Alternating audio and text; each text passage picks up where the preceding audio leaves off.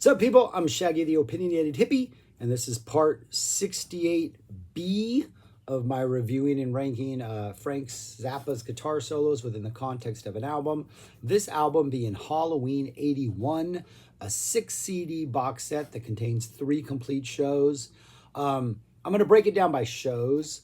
I have this theory, which I espoused in the first video, that this is literally a transitional run of shows in the middle of the 81 tour, and that prior to the Halloween show, the shows were good, at times great, and after the Halloween show, the shows were great, at times perfect, and that this band really kind of found itself in this run, or we have a nice 3-show documentation of it. The first show solos were fantastic.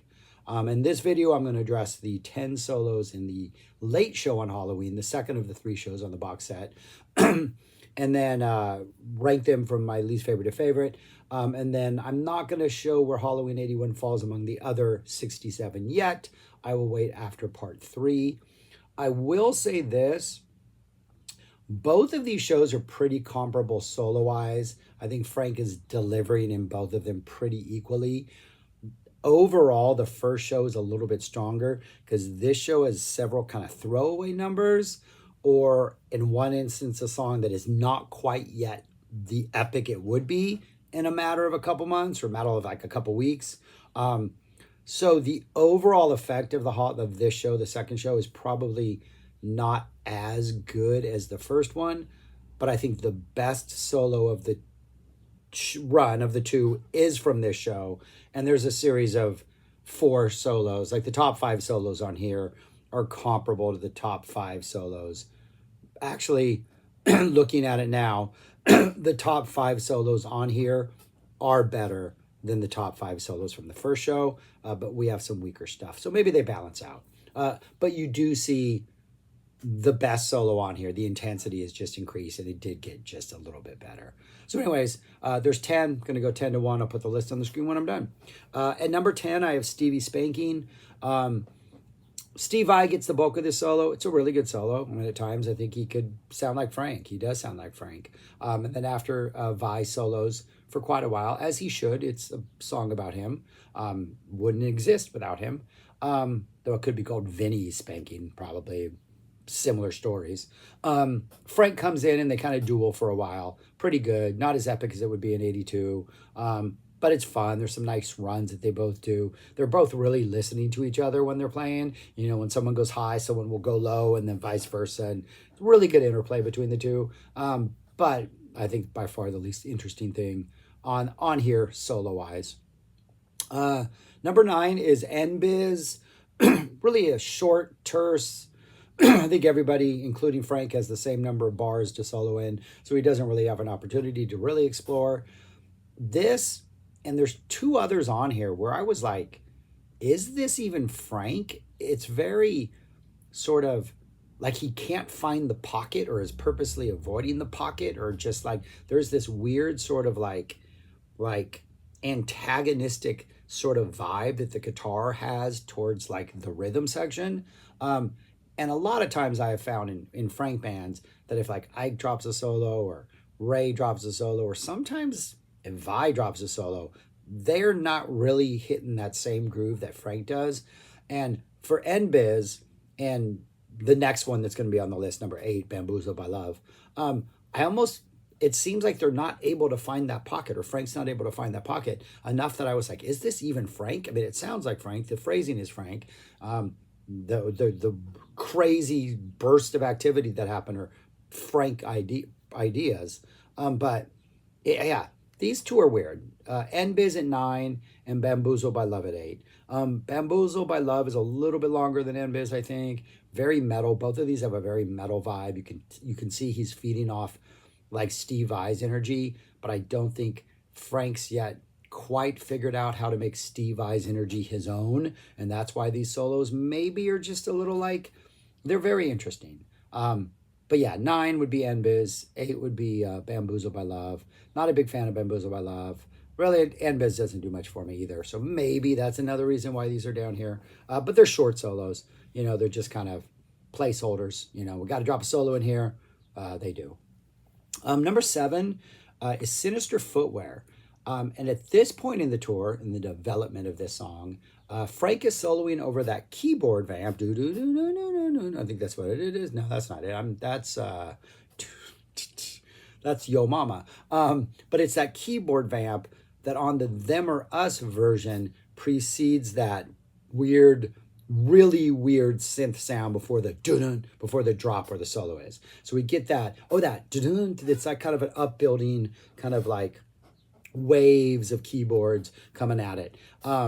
There's no solo on the Them or Us version, but Frank is soloing over that part on this. And it's interesting, I think, more than anything. I think it was a wise decision to like abandon this as the solo spot and like come up with a new vamp and drop it later, because that turned out pretty near perfectly. Frank at first almost feels like he doesn't know what to do with this. It's quite a different vibe than most Frank solos, but then after a while he gets into it, you can see he's starting to feel it. It's starting to get a little more sway. He's starting to find that pocket and find that groove. But I don't know if, like, I think at the end of the solo, like, you're just like, huh, that was interesting. It's not your typical Frank solo, which is cool that he's dropping it in a different sort of like, rhythmic environment. But it ultimately, I don't think is really works as something that maybe could have lasted. I mean, Frank would have figured it out if he had kept it around. But yeah, this solo in particular, it's interesting. It's really fun to hear it in a different place. If you're familiar with the song from Then or Us or from later versions, and then you hear this, you're like, oh, that's really interesting. It's missing that really awesome dun, dun, that awesome vamp in which the solo drops. But it's interesting nonetheless. But it would be number 7.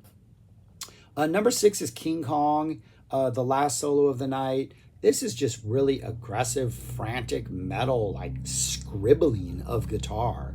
The mix gets kind of weird here, in which it's almost buried a little bit too much, and the vamp is kind of overriding it, and Frank almost seems like he's lost in it. And this is another one that kind of like Bamboozled and kind of like NBiz, it's almost just like there's this like really aggressive metal energy that's here that Frank is like, you can tell he enjoys playing it because he's just going on and on. It's a full-on attack, but he's not quite finding like how to make it his own. And I think by within a couple weeks in 81, he figures that out and the solos elevate to a whole new level. 82, ridiculous.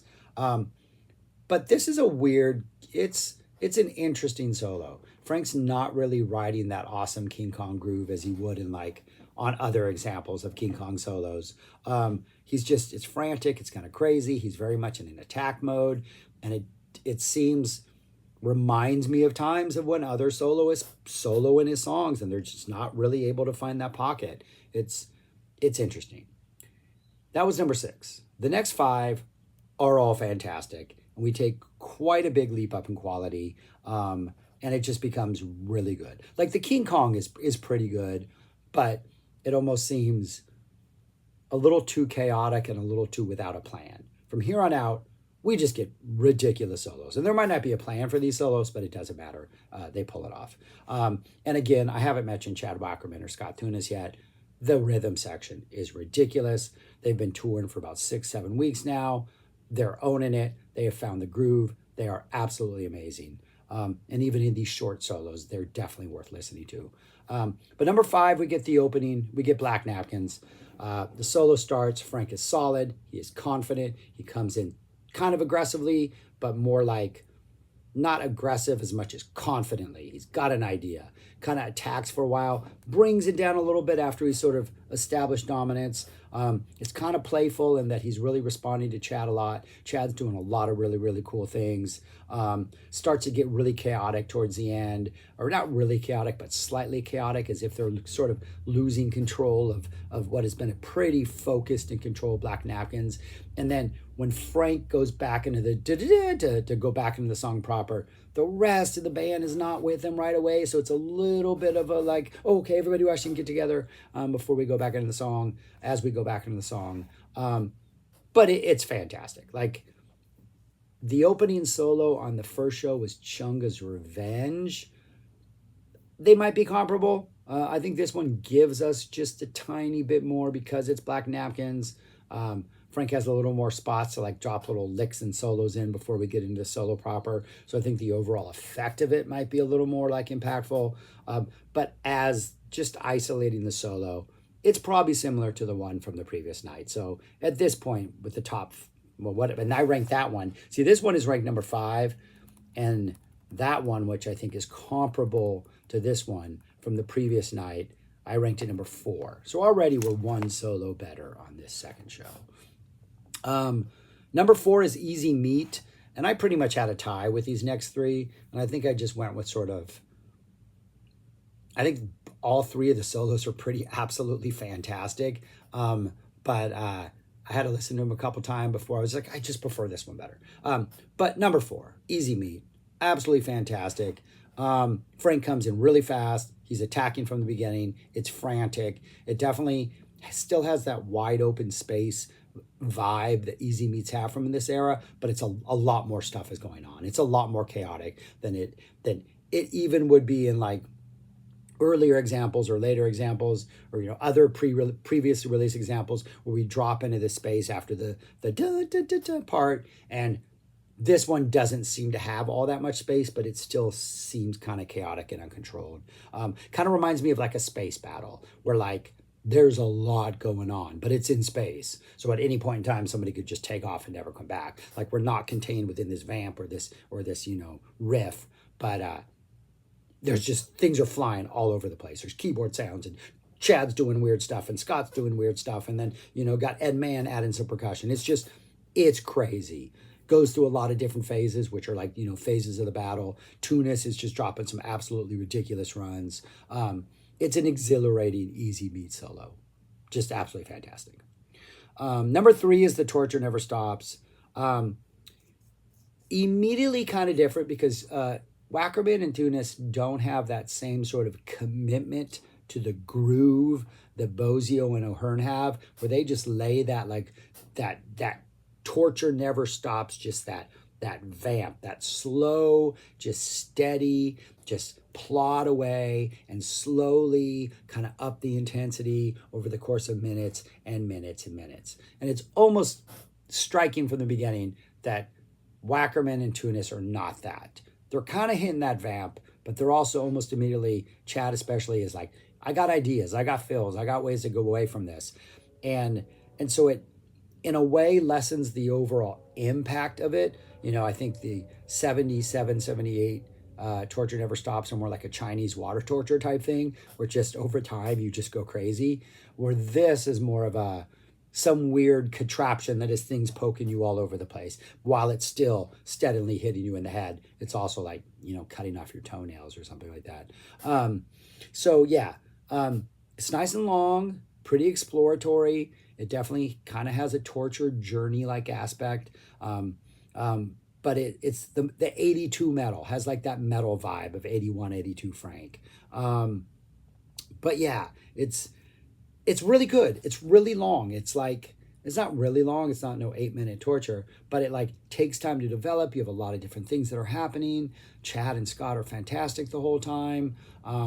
It's just, as someone who's probably listened to 77 and 78 Torture Never Stops way too many times, Rat Tamago, the one on You Can't Do That on Stage More Volume 1, it's weird to hear a different rhythm section take this material and still play kind of the same background, the same groove, but just attack it with not as much like commitment to like driving home those beats, driving home those ones. It's interesting, but still really fantastic. As good as Easy Meat, as probably good as this next one, but this next one is my favorite. Number 2, The Black Page, number 2. No solo vamp. Before the last notes of the first half of Black Page are even done, Frank is off on his solo, and it just flows. There's a natural continuum. It feels completely organic, the transition from the Black Page written part into the solo, which I like. I think it helps the song. Frank is screaming all over the place. He's then exploring and doing crazy things. It's your typical like burst of activity and then hold some notes, burst of activity, hold some notes. And it goes on for a while. And then about halfway through, it starts to swing. It is just, Chad is swinging, Scott is swinging. It's almost like a walking bass line at some point. Chad tries to get away from it and go somewhere else, but Scott holds on to this like, just swing thing. And Frank is in it. Like he is full on pumping his legs back and forth, swinging as high as he can. He is within the context of this, like destroying it from within, but like respecting what the rhythm section is doing. And as the song goes on, a couple times it feels like Wackerman's like, no, let's get away from this and do something else. Frank stays in the swing groove, Tuna stays in the swing groove, so Wackerman like doubles down on it, and it just gets harder and nastier and swingier, and it's an exhilarating Black Page. Like, it's absolutely phenomenal. Like, hearing something like this, as much as I love the Them or Us vamp, the dun that one that's on stage 5, that's on the album, if they were able to do this and let Frank just organically take the solo somewhere, why not, Frank? This worked. This was fantastic. But it's only number 2, because the best solo on here, I would say by far, not by far, by like a little bit, but by far in scopes of this, is the Illinois Enema Bandit. It's got a little bit of a swing in it, a little bit of a groove. It's a full-on attack from the beginning. We got some nice low notes in there, kind of like that going on. Kind of gets low-key, kind of funky for a while, especially with Wackerman on the drums. The solo is just almost perfect. It's aggressive. We're not committed to any sort of vamp. We don't got that blues vamp. We're just going off. It's aggressive. Everybody's contributing. It's like towards the end of the show, so Frank is like in full sweat mode, and he's feeling good. And even if the song had ended before what happens next, this solo still might be number 1, because the first 2/3 of this is just fantastic. But then they go into a soup and old clothes vamp, and it just gets nasty. It is so good. It is so aggressive. Everybody is just locked in on that groove, and it's not as long as like any of the officially released versions we have. And I think this is the same one that's on One Shot Deal. But it is just so exhilarating, and it is so unexpected, because what we get for the normal solo is so good, you don't need the soup and old clothes like shift, but we get it anyways. And then it just goes to a whole other level. And this band is just firing on all cylinders, man. It is just absolutely ridiculous. And like that groove in and of itself is fantastic, but you put a solo this absolutely ridiculous, like you can almost hear Frank going, this band is incredible, this rhythm section, I'm going for it. Like, he sounds like he's having fun. That's my number 1. Illinois Enema Bandit. Song I'm not a big fan of, but this solo is ridiculous. That's what they look like. Right there. In written form. Nig Biz, I'm still questioning whether that's a Frank solo. I'm pretty sure it is, but he's so not in the groove. It's just a weird sounding little solo. But this is really strong. I would say those top 5 maybe notch this a little bit above show 1. The bottom 5 on the average would bring it lower, but I do think you see a progression from these shows. These solos, they're getting a little bit better. So interesting to see what the 3rd show has in store. And then I will, and then I'll show where this falls among the other 67 I've done. But that's all I've got. Thanks for watching. Let me know your thoughts on these solos. And go listen to Halloween 81. It's really good. It's really good. All right, peace. Yeah, do all those things. Subscribe, like, share, comment, and peace. Talk to you later.